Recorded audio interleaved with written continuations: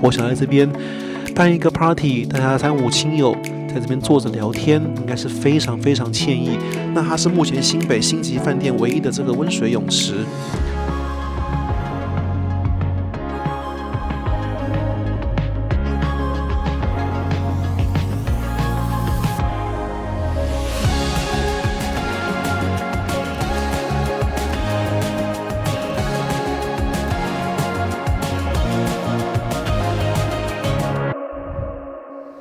大家早安呐！我们今天要拍摄一间很特别的饭店哦。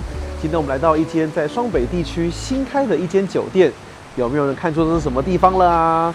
这在板桥，在双北地区最新开的，在板桥板新站附近，它是最新的台北板桥富华爱美酒店。那万豪集团在台北好久没有全新的饭店了。那种改挂牌的不算，这种整栋重新盖的新饭店真是好久不见了，所以今天找个时间来帮大家开箱体验一下。那这个饭店的话是2026年的7月15号才刚开幕的，那今天7月20号，我们赶快来抢先帮大家开箱体验一下哦。好，那我们看看这间爱美跟韩式爱美有什么不一样的地方呢？我们现在去看大厅里面喽。那1楼的话，大厅就会像这样进来。装潢的风格的话，其实跟韩式爱美很像，这个香氛的味道也是一样。它这个香氛的话叫做 LM002，就是爱美的这个2号的香氛。那这个爱美的话，都会有一些这样的简单艺术作品。对，这是1楼的大厅的部分的样子，就会像这样。这个饭店的香氛呢，确实有一个很好的记忆点，像这个一走进来，就是爱美的味道啦。1楼的话，就像这样，是个简单的迎宾大厅。我们现在就要搭电梯前往拉比楼层了。那这边的话就有4部电梯，从最左边的话是春，然后夏、秋、冬。所以现在我们第3部电梯是秋喽。那所以我们现在看到这个秋天的景色就会像这样。好，那我们就是要搭电梯要前往大厅。那这饭店其实蛮简单的，公共设施的话都在18楼，有行政酒廊，然后有泳池跟健身房。那拉比的话就在 L。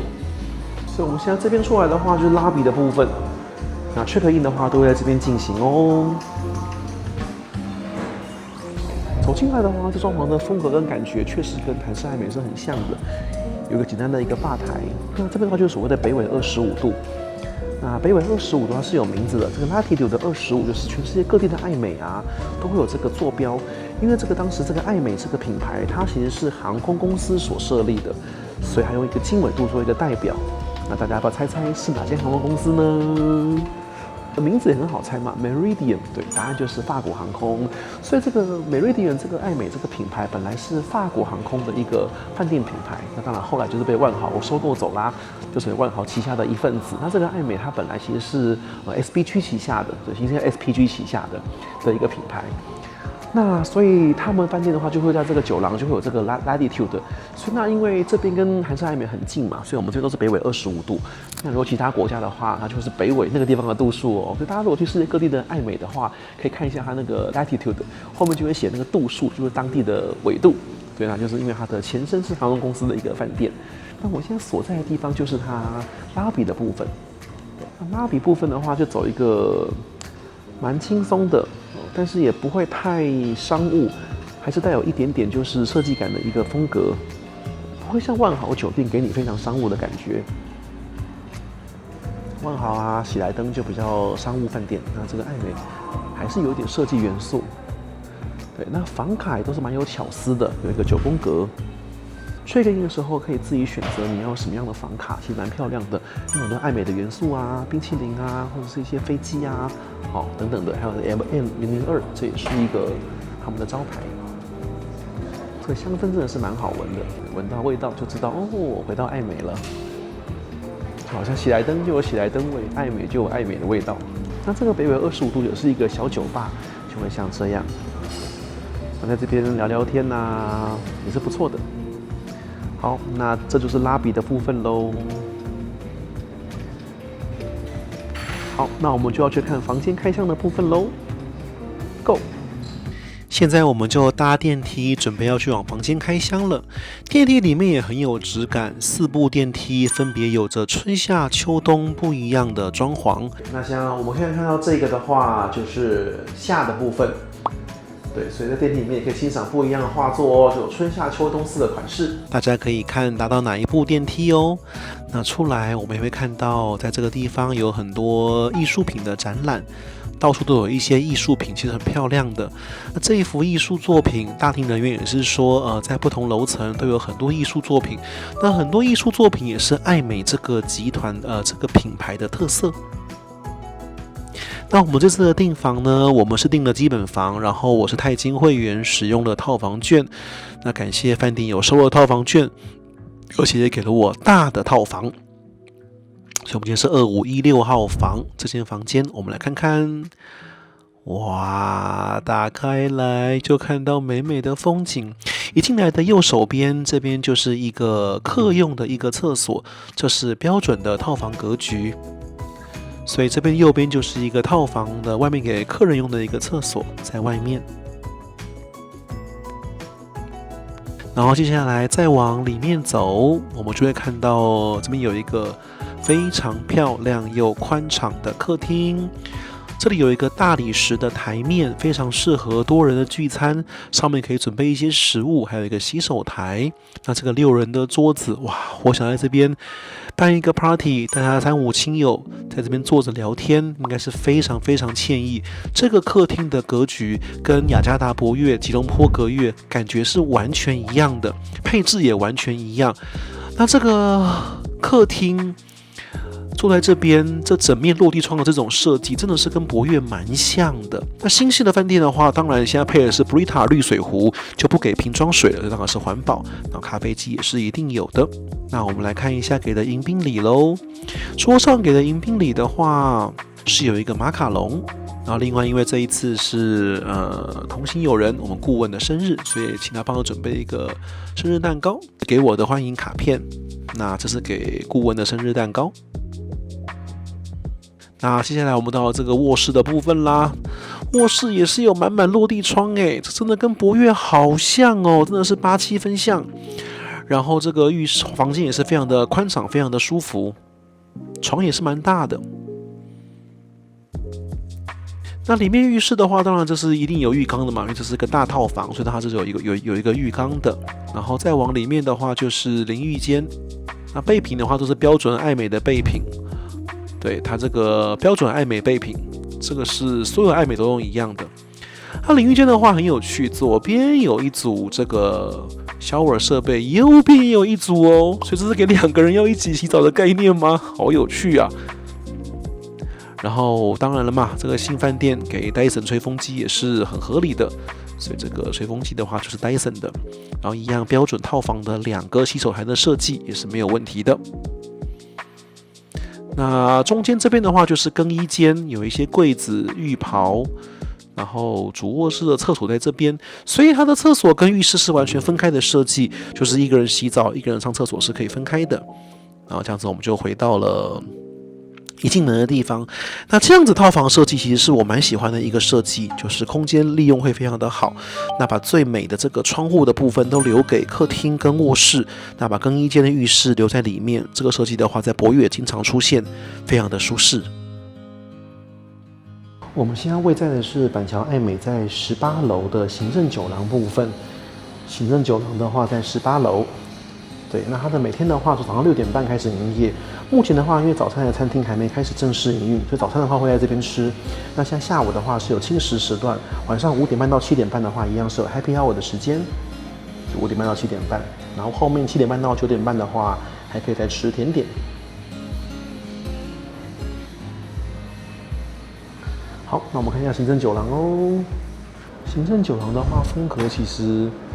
就是原木的这个设计，其实我觉得它这间装潢的真的蛮漂亮的，有一点点像小博悦的感觉。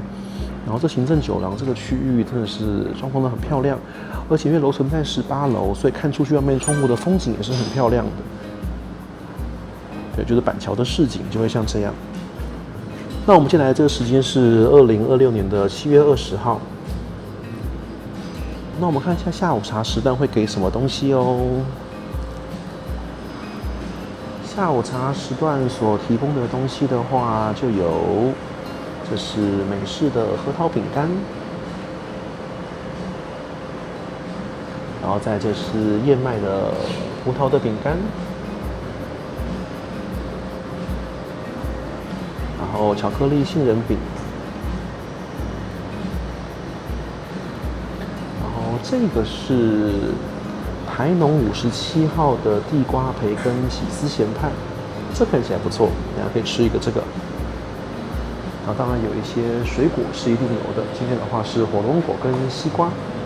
这边晚上的话就是 Happy Hour 会吃的东西，那当然冰箱也是有一些简单的饮料，就一般酒廊都会有的东西。然后下面是果汁，然后这边的话当然就一样是有咖啡机。那整个环境的话就会像这样。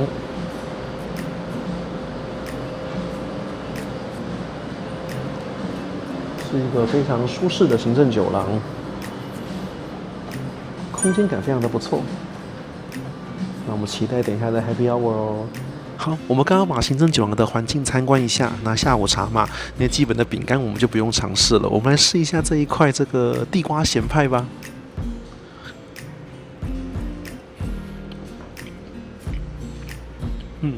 就是地瓜泥，但少了一些肉的味道，不过还可以啦。所以下午茶给的东西，除了饼干之外，还有这个蒜有诚意和柳橙汁。等一下晚上再来吃 Happy Hour， 现在先简单定个位。我们现在在18楼板桥爱美的泳池部分，泳池部分的话非常的漂亮。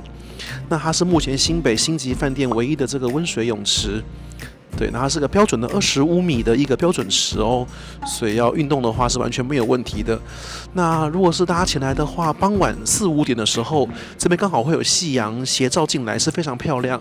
只今天金贝贝来的这个时间比较不巧，今天刚好外面是下雨的，所以就是没有夕阳。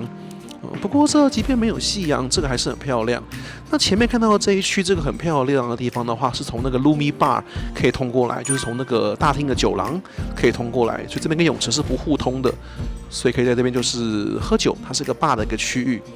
那这个泳池的话，其实是蛮漂亮的，其实就是一个半开放的一个空间，虽然没有露天，不过这个采光非常的不错，是个很漂亮的泳池。那我们在晚上 Happy Hour 之前，我们就可以先来泳池运动一下喽。刚好在一个没有人的时间，所以就可以好好帮大家拍一下这个泳池的这个景色，是蛮漂亮的。那这边也有很多这个舒服的这些躺椅，所以躺在这边呢，那傍晚夕阳斜照进来，在这边看夕阳的话，其实也是非常舒服的一个选择。阳光照下来就会像这样子的感觉，虽然今天是阴雨天，不过阳光还是稍微露脸了一下。所以阳光如果照进来的话，就会像这样。不过今天阳光并不是很强，如果是大太阳的话，应该会更漂亮。就整个泳池的话，都会有阳光的光影在下午时间。那因为这个方位的问题的话，大家想要晒太阳的话，看风景记得要下午4到5点左右前来哦，就会像这样子的风景。刚刚我们看的是泳池的部分，那现在我们来看健身房喽。健身房跟泳池跟行政酒廊都会在18楼，那一样就是在这个高空的健身房总是让人非常舒服。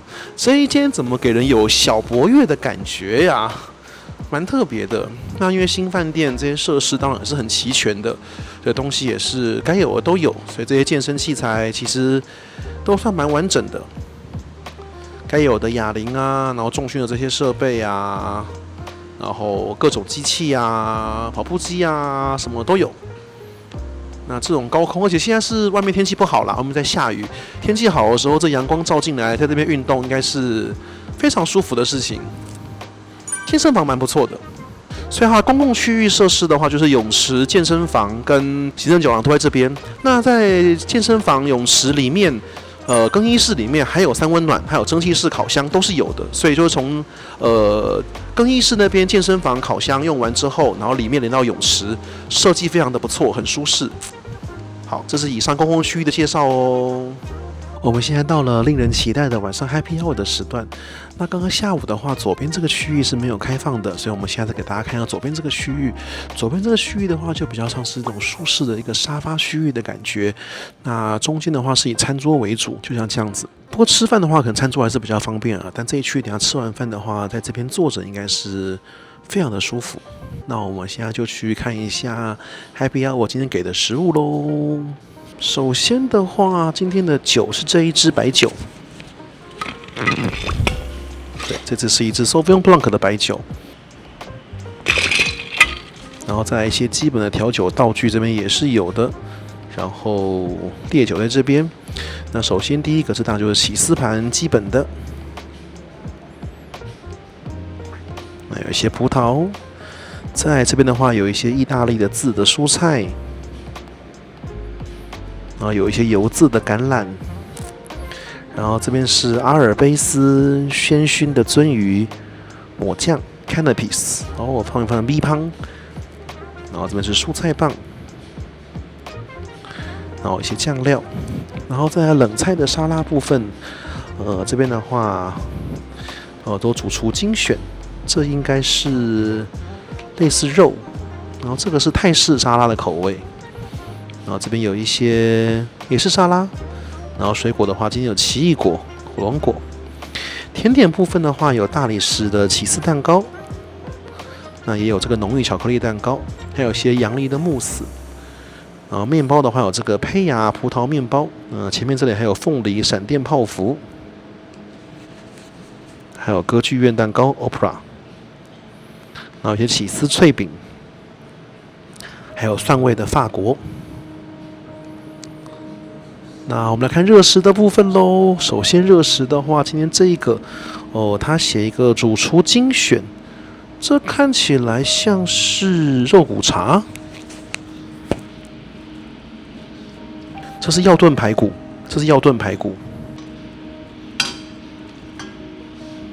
然后这边的话，这是叉烧包，那叉烧包是绿色的，好特别。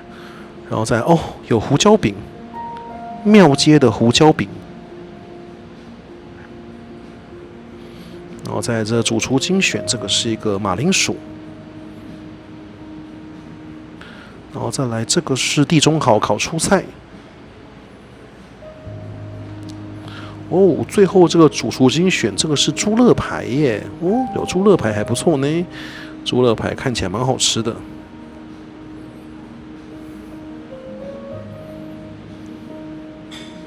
好，这是热食的部分。所以跟爱美走的一贯风格也是一样的，种类并不是很多。那我们就来看看它的口味吃起来如何喽。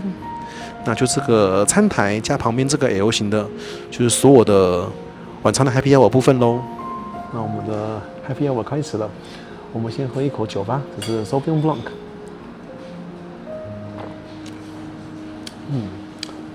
法国 Sauvignon Blanc 还是少了一个味道，也是不错啦，但有些人会更好。那我先更正一下，我刚刚口误，那个不是药炖排骨，这是当归鸭，因为一样是药膳，所以我刚刚就是讲错了，所以它是当归鸭。我们先喝一口这当归鸭的汤。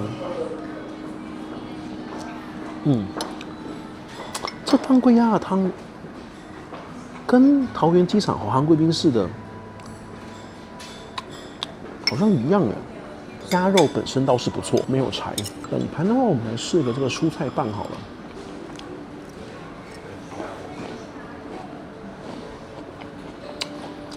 爱美的风格很明确，今天这一集啊，我们等一下后面也会有小彩蛋，要跟大家聊就是台北饭店的一些金贝贝的评论，对，所以大家可以期待一下。那晚上时间，我们先吃饭，在这个米汤，这个米汤我觉得不太行，软掉了，没有脆脆的，有点不行。再来，我们试一下热菜，先试一口它的面包。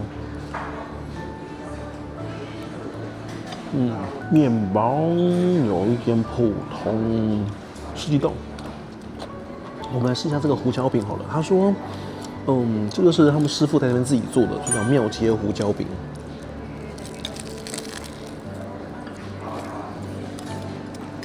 是比较清淡口味的胡椒饼，还没吃到肉，我们要再一口。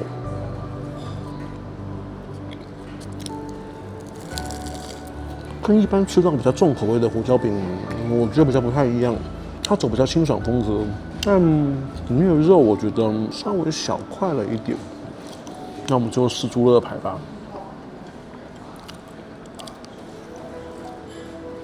猪肋排到中规中矩。那我们再来试一块甜点吧，来试一块甜点，这是大理石起司蛋糕。甜点还不错，我觉得是有点小失望啦。甜点还可以，但其他部分热食我觉得有进步空间。目前台北市的饭店就是有酒廊，然后晚上有提供，就是每个饭店名称可能不一样，有人叫 Happy Hour， 有人叫 Evening Cocktail， 还有各种的名称。那有提供这样子的东西的话，就是凭会籍可以进来的。万豪系列的话，就是台北喜来登、大直万豪、韩式爱美，还有这一些板桥爱美。IHG 的话就是金华 Region 有个云天廊，还有就是 Hilton 的新版希尔顿，然后海雅的 Grand Hyatt。那晚上我们等晚上有空的时候再跟大家聊聊鸡贝贝的想法。这间爱美的这个 Happy Hour， 我觉得如果你要把晚餐吃简单一点的话，我觉得是没有太大问题啦。但你说要到很丰盛的话，可能会让你有点失望。好，我们现在在板桥爱美的那个酒廊的 Happy Hour 时段，然后刚好就巧遇粉丝就跑来认鸡贝贝了。你们好 ，Hello， 对，从1年前就开始看金贝贝哦。那你们哪一集印象最深刻？就那个001啊，那个日航头等舱那一集，在里面绕好几圈的。所以他们最有印象是001跟100，就是都是日航头等哦。那饭店部分呢？印尼那个瑞吉是吗？哦。然后就是那个服务员问你来这边干嘛，然后你说你是单纯来体验饭店，然后因为我们也很常就是单纯来体验饭店，所以就感觉终于有人跟我们一样这样。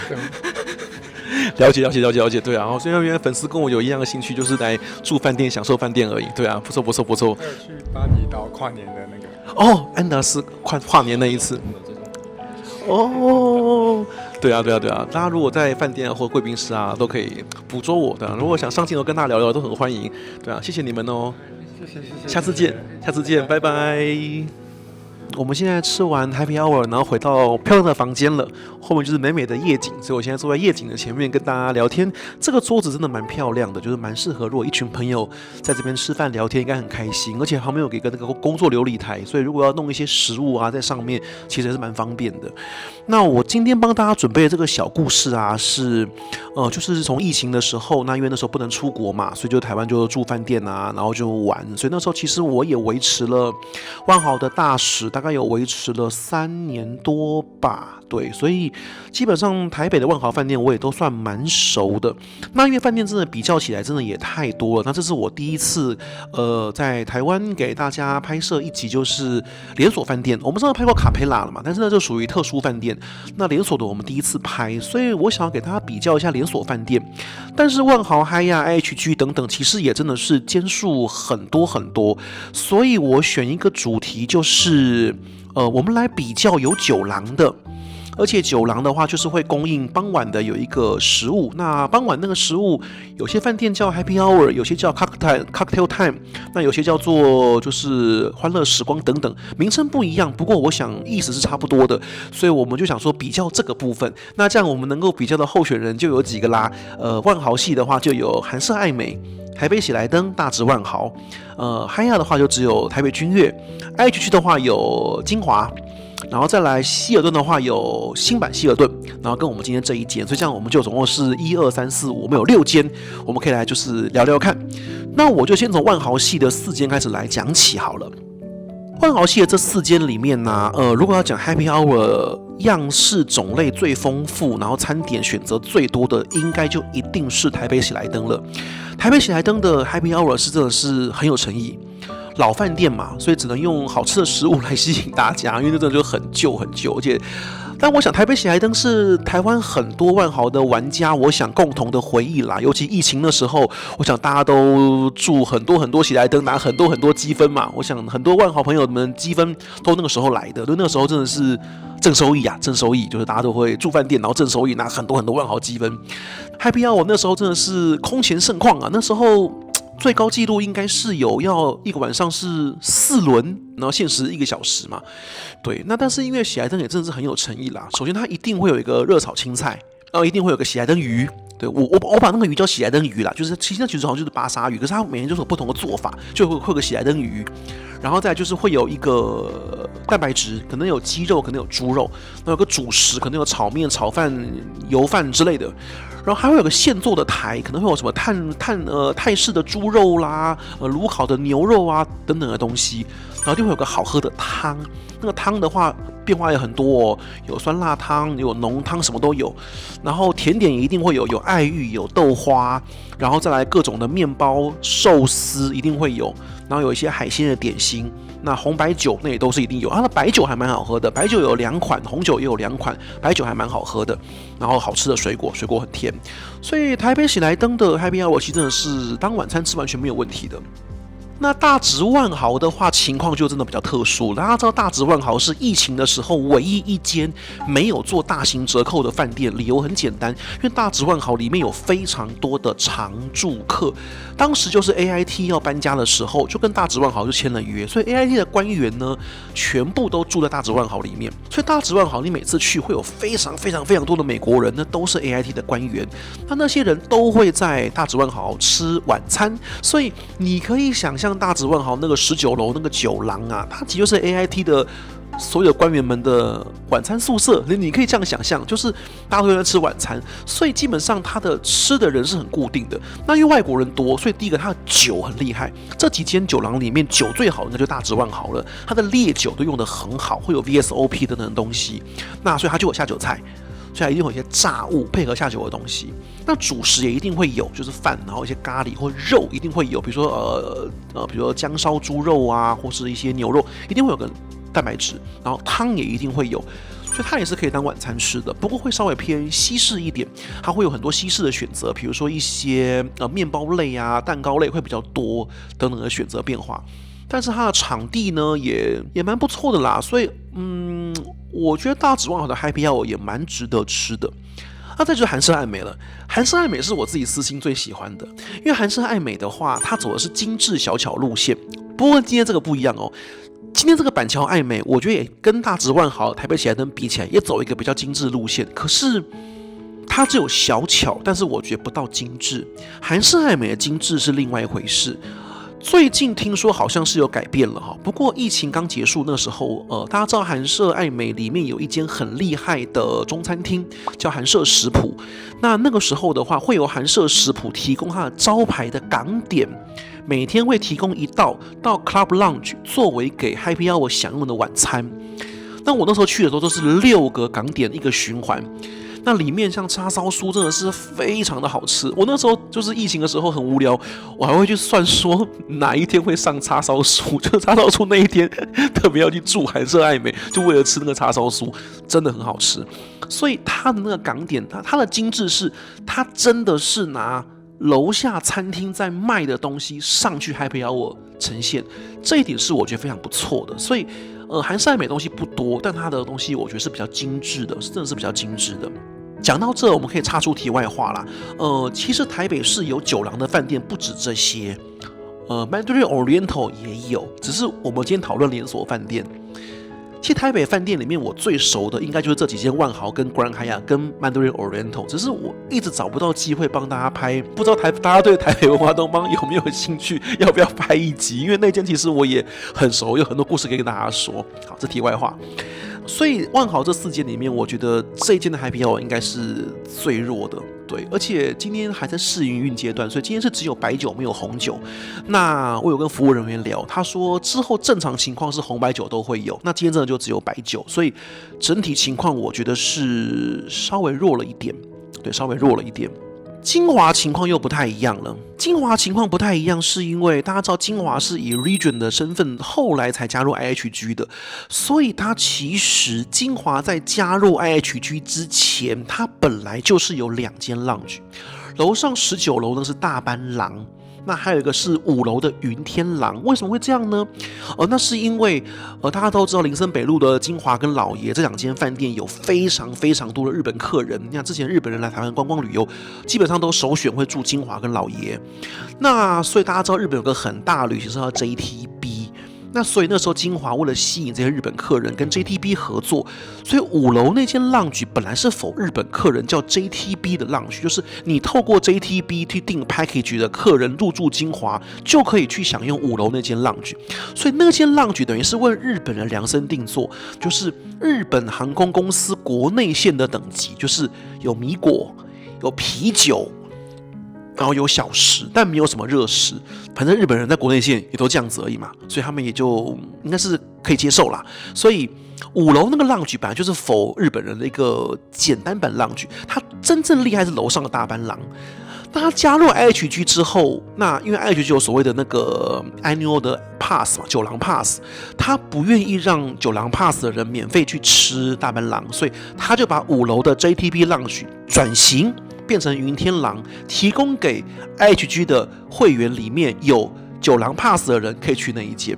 那餐食有经过改进啦，就是现在是有热食的，至少有一些咖喱饭，但种类不多。不过那一间的亮点是它有哈根达斯的冰淇淋可以吃，所以它的热食选择不多，但它有哈根达斯，就是在 IHG 的情况。不过大家如果住金华，我还是推荐大家，如果可以的话，就是体验一下大班廊。大班廊真的服务是很不错，而且大班廊晚上可以吃东西的时间很长，酒可以喝到晚上很晚，所以如果你爱喝酒，那大班廊会是个很好的选择。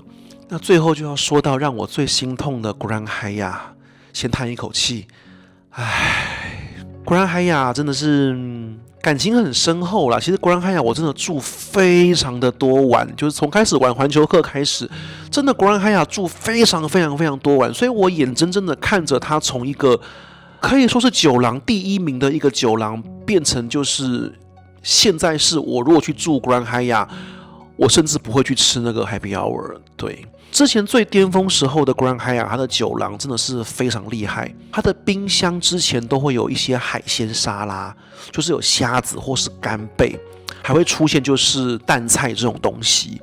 然后它的热菜也都会有蛋白质2种以上的选择，然后现煮的那个餐台上面会有现煮的鱼汤，整只鱼的鱼汤哦，然后热食完全不含糊，那个现做完全不含糊。那港点也是有，中间的餐台上面的那些水果也不用说，最厉害的是它有一区非常厉害的甜点。Grand Hyatt在之前疫情的时候，它甜点应该是所有你酒廊见过甜点最厉害的。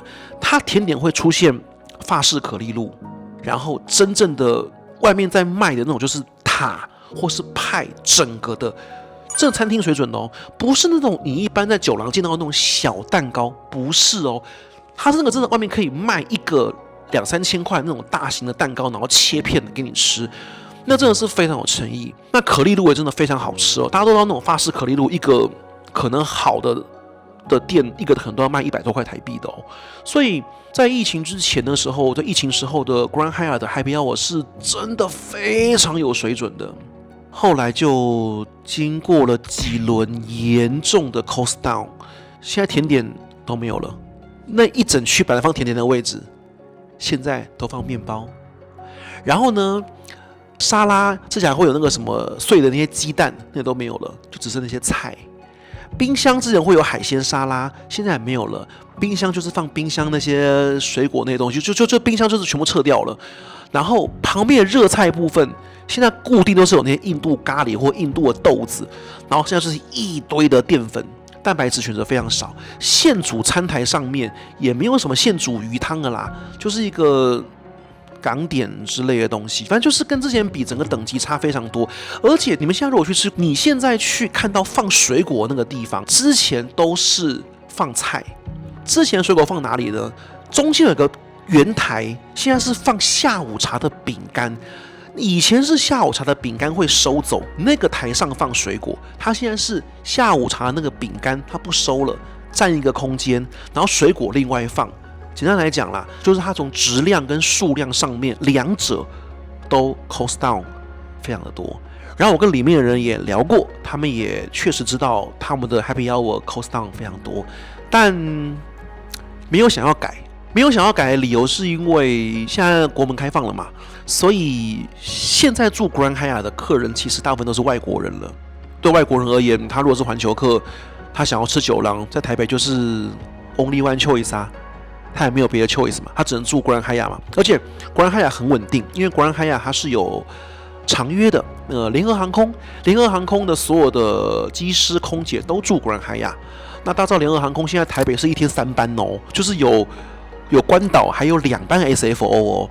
那 SFO 那个长程线的机师空姐人数是很多的，所以它等于固定住房率是很高。所以简单讲就是它也不怕你跑掉，所以那个东西就是给那些外国人吃的，就真的是 cost down 很多。我其实蛮难过的，因为见证过他那个很厉害的那个状态，就是蛮可惜的，对，就是蛮可惜的。所以这几间台北的 Happy Hour 就是简单给大家这样评论一下。那新版希尔顿部分呢，就是也是有酒廊的，不过那间我真的就住过1、2次而已。我们现在请我们顾问，就是他比较常住新版希尔顿，我们来请他发声一下，给我们新版希尔顿酒廊的评鉴。嗨，大家好，新版希尔顿啊，那我其实是疫情它中间还有疫情刚结束那一年比较有住。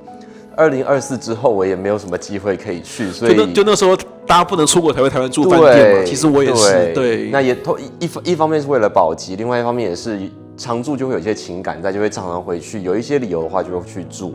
那根据当时的观察，那个时候疫情的时候去住希尔顿，是不是那时候希尔顿也很便宜啊？还可以接受的价钱。他曾经有推出什么联合券，因为他也是集团。对，你有这个印象吗？有。对，因为我想大家观众如果有比较资深的都知道，那个时候像我们的万豪会员住喜来登，真的都是正收益。就那时候有一堆券，就是有一堆神奇的券，就是不方便在节目上面讲当时那些名字啦，就是那些名字可能就是比较有点争议性，就是那时候就有一堆神秘的组织，然后就会发很多的券，对。但是新版希尔顿的券是没有争议的，它就是非常正规的。对，所以它是没有问题。它不是透过一个第三方，它是饭店自己卖的。对，而且它是除了这一家之外，它还有好多家是可以用的。因为同一个业主的关系。对，同一个业主。我记得他是跟凯撒是不是同一个？他跟凯撒是同一个业主，但是他同时还跟其他很多东西有所关联。当时吃的经验来说，我觉得比起万豪的那几家比较稳定的酒廊来说，新版希尔顿的酒廊的，我觉得比较像是变化比较大，就是疫情前后每一次去都不太一样。对，可能为了疫情而有一些弹性的调整，或者是因为人员的变动，所以有不同的政策，所以经常可以看到不一样的变化。那我自己很感动的是，它有提供台湾的食物，在地的元素，就有点像我们今天看到的胡椒饼的感觉。我好像有印象你讲的东西耶，就是因为其实我真的是有去过1、2次，我的印象那个浪局就是中间有一个台子，然后上面会放一堆酒在上面，它是一个环形的，对，然后有个户外区，然后有一堆酒放在上面，然后你讲的台湾料理我好像有印象。我觉得我特别就是印象深刻的是苦瓜排骨汤，是一个非常在地的食物。那这个万豪倒是都没有，因为喜来登的汤就是什么花椰菜浓汤啦、酸辣汤，就是一些基本的汤。万豪的话也是不会有这么特别的东西。然后它的那个 lounge 它是有一个户外区，它在28楼，然后有一个露台，所以它有室内的部分，然后也有一个露台。万豪的 lounge 好像双北地区的就好像没有，喜来登没有，大直万豪没有，韩式爱美也没有，那没有户外区。酒类的话，我觉得比较特殊的是，它有提供调酒的道具，所以你可以自己调。调酒道具的话，韩式爱美也有。我刚刚稍微复习了一下当时的，就是以前住的时候的照片，在疫情最盛的时候，调酒啊或者是红白酒都是用点餐的方式，就是你跟他点，他就会送给你。然后在23年的时候，他就是道具都端出来，柠檬片也端出来，你就自己玩。他甚至还有提供就是那个 shaker 的杯子，你可以自己摇。但就是可能就是不那么稳定就对了啦。以当时来说，就是2023年就已经有这些产品了，想必现在可能也有吧。那或许各位观众如果有这2年有新版希尔顿的经验啊，或许可以跟我们留言分享一下。因为我觉得今天这一集既然聊到板桥爱美，然后有聊到酒廊的话，我觉得新版希尔顿会是一个很好的比较。然后这2间的话，既然聊到新版希尔顿，那新版希尔顿，我想它最招牌的就是顶楼的那个泳池，那个完美泳池是它最招牌的东西嘛。对，大家都去的是为了这个。对，不过我觉得这间爱美的泳池其实也蛮漂亮的，只是它没有露天呐。露天的话，当然光是从上面来嘛。那这一间爱美的话，它是侧光，西边的话是傍晚的时候会有光洒进来。对，而且那间如果在顶楼的话，就变成是说，如果下雨天，就可能露天没办法游，它是冷水。可是露天还是拍起来效果比较好啦。对了，如果是完美照，当然效果比较好啦。我记得它应该是跟凯撒共用，所以要去那个泳池的话，未必要出现。好，那我们感谢我们顾问的补充，因为希尔顿我真的就住的比较少。好了，那比较都说完了，就是跟大家晚安之前呢，我们明天当然还有早餐啦。那早餐是一定会大家拍的。那我简单想先说一下有个小重点说一下，这里冰箱的 mini bar 要收费。韩舍爱美就信义计划区那间的话 ，mini bar 是免费的，而且韩舍爱美那一间 mini bar 里面的东西还可以换。对，因为像我是不喝啤酒，所以我在韩舍爱美就有一个注记，就是我的那个 mini bar 的啤酒换成什么都好，就是我不要啤酒，对，它可以换。所以那一间其实我真的蛮喜欢台北那间韩舍爱美，因为那间韩舍爱美它的餐食也好吃，对，然后房间很舒服。还有一点可以跟大家聊的，对于会员的那个叫什么宠爱程度。台北的话，喜来登跟大直万豪跟韩舍爱美，其实都对于高等会员升套房是蛮大方的。尤其如果是大使会员的话，基本上这3间升套几率都蛮高的。台北喜来登的话，大家最有名就是那个尾号是75的大套房嘛，就是那个非常非常长的 L 型的那一间，还有50、51的大套房，还有21、24的小套房。基本上大使会员去的话，都会给套房。大直万豪的话，天际客房套房比较不容易升，但一般套房的话应该也没太大问题，不太需要押券。韩舍爱美的话更特别，信义计划区现在韩舍爱美它的套房比例很高，所以那间也蛮容易升套房的。那台北君悦的话，现在你不押套房券，基本上没什么机会啦，因为环球客太多了，而且那间套房没那么多，君悦房间数很多，套房的比例没那么高，因为信义计划区的韩舍爱美套房是真的很多间，所以升套比例是蛮高的。那金华就不用讲了，金华很难升套房，对，金华除非你一样用套房券，或者是另外再加价服，金华也很难升套房。对，那希尔顿呢？请问一下顾问，那新版希尔顿对钻卡怎么样？我觉得是不错的啦。我在新版希尔顿是有被升过几次11、12的套房有。你在台北君悦应该升的次数也不多吧？不多，也就那么1、2次吗？对，台北君悦现在基本上不押套房券很难升了。有升过一次那个走廊顶端的那一个行政套，对，有那间很不错。我的经验也是这样，就是台北君悦现在基本上很难。所以新版希尔顿对会员也算是大方的。对，那这一间的话，因为我今天是为了帮大家开箱，所以我今天是押套房券，所以今天是不准确。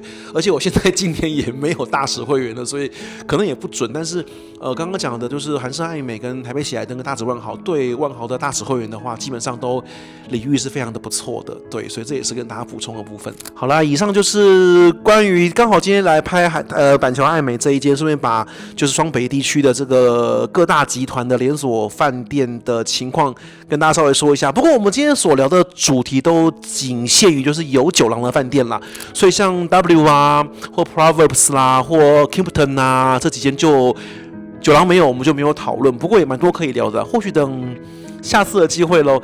那文华东方就是如果大家有兴趣的话，真的要留言，因为那间其实我也很喜欢，但就是一直没有机会去拍。对，那这间但这间我给一个评价好了。这一间板桥爱美其实还比我是弱了一点，可是呢，房间装潢的这个大套真的很漂亮，尤其走廊进来跟这个房间，其实我觉得有一点点小博悦的感觉，就是它这个房间的格局是跟雅加达吉隆坡博悦套房是一模一样的，然后这个窗外这个高空楼这个美景，好，因为大家都看过博悦的集数了嘛，就这个高空这个美景跟博悦也是非常类似，房间格局也非常类似，装潢的方式也有点像，所以我会给这间装潢分数蛮高，它有一点小博悦的感觉，那博悦那是我喜欢的风格啦。对，以上就是今天帮大家做的简单的一个点评，那剩下就看明天早餐了。不过早餐现在因为还没有正式开放，早餐是在酒廊使用，那之后会搬到餐厅就不知道会怎么样。对，好啦，那就今天先跟大家聊到这边，先晚安喽，早餐见。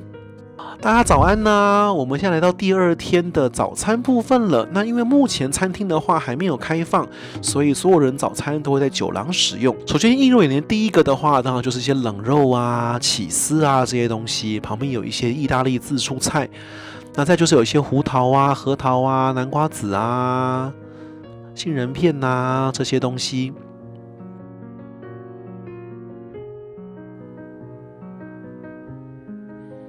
那也有一些芭乐干，台湾当地的一些葡萄干，还有一些蔓越莓干，都是可以搭配的。旁边这边的话是有熏鲑鱼，那这边熏鲑鱼的一些配料，洋葱啊、豆子啊、柠檬之类的。再来的话，水果今天有葡萄柚，然后有百香果，有芭乐，有柳丁，有苹果，有火龙果，那有这个干贝醇，然后再来有这个牛蒡丝。然后再来就是一些沙拉的部分了，各种蔬菜。那冰箱部分的话，就是有一些芒果优格啊，然后有一些这个穆斯里的 cup， 也有一些原味优格跟一些低脂的优格。那下面该有的饮料也都是有的，就是苹果汁啊，这些都是有的，没有问题。那咖啡机也是有。再来我们看到就是这边是一些麦片等的东西。然后这个是酱瓜，然后再有素肉松、酱瓜、玉兰笋在这边。那有白粥，也有一些这个地瓜稀饭。再来的话，这是虾卷，这是港点的虾卷。港点的虾卷，虾子还算蛮多的。鸡茸玉米粥。对，不是地瓜粥，然后再就有一些烧麦，然后再就有一些这个是流沙包，再来这个是红烧豆腐，对，这是一个素菜，然后再来的话就是有这个德国的白香肠，然后再来有这个香肠之外也有培根，然后这个是烤鸡，这是蛋白质的选择，对。然后再就是一堆面包了，面包选择其实还蛮多的哦，它有各种的可颂啊、丹麦啊，这巧克力丹麦，然后再来这边的话是有法棍，然后这边的话有香肠卷，下面是北欧的奶酥面包，然后下面还有一个台湾当地会出现的肉松面包，然后最前面这一块的话是一个松露的一个切片。那左边这就是蛋台了，所以早餐的话只有现煎台，这个很可惜。昨天晚上 Happy Hour 这边是没有提供现煮食物，蛮可惜。早餐的话就有现煎的东西，那当然就可以选蛋卷啊、炒蛋啊，这都是可以的。基本蛋的选择的话，这边都是有的。那早餐热食部分，我觉得以酒廊早餐来说的话，算是还蛮有诚意的。好啦，那我们就准备来各拿一点尝尝看。好，那我们就每一种吧，大家都品尝一下哦。这边是熏鲑鱼，这是笋子、奶黄包、烧麦。然后鸡肉、肠子、豆腐跟那个类似虾卷的东西，然后还有点了一个那个 omelette， 然后再有无糖豆浆、牛奶、咖啡。然后面包的话，我们就各试一点。他说这一块他推荐是那个长的，他说这个是松露口味的面包，叫我可以试一试。其他我觉得基本款式还是要尝一口啦。好，那我们来尝味道喽。吃早餐前呢，先跟大家聊聊昨天睡得怎么样。昨天的话。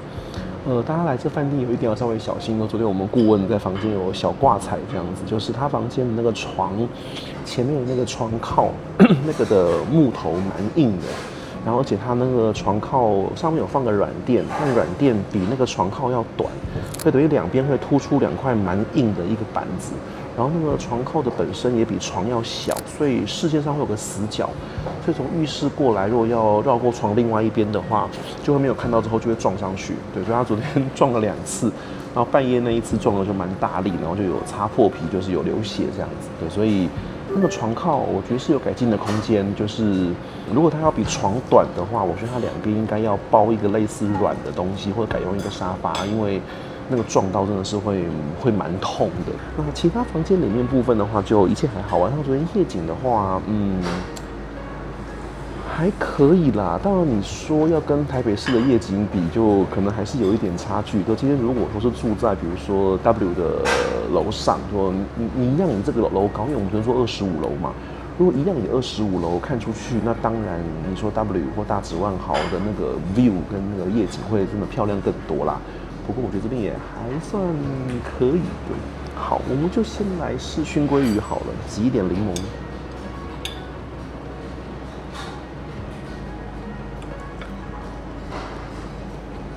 然后配一点蛋卷。